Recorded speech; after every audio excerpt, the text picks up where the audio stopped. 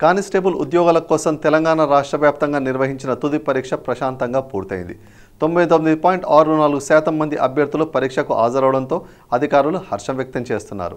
రాష్ట్రంలో మొత్తం 9281 constable, civil, సాయుధ, ప్రత్యేక పోలీస్, ఎస్పీఎఫ్, ఫైర్మెన్ ఉద్యోగాల కోసం గత సంవత్సరం డిసెంబర్ 31న తెలంగాణ రాష్ట్ర స్థాయి పోలీస్ నియామక మండలి ప్రకటన విడుదల చేసిన సంగతి తెలిసిందే.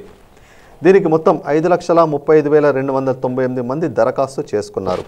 ఏప్రిల్ 24న నిర్వహించిన ప్రాథమిక పరీక్షకు 4,92,855 సుమారు 92.09% మంది హాజరు కాగా వీరిలో 1,92,588 మంది ఉత్తీర్ణులయ్యారు. అనంతరం వీరికి దేహదారుఢ్య పరీక్ష నిర్వహించారు.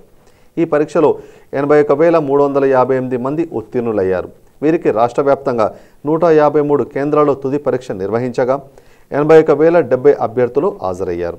అత్యధికంగా మహబూబ్నగర్ జిల్లాలో 99.86% మంది హాజరవ్వగా తర్వాత వరంగల్లో 99.83%, రంగారెడ్డి 99.77% మంది అభ్యర్థులు హాజరయ్యారు.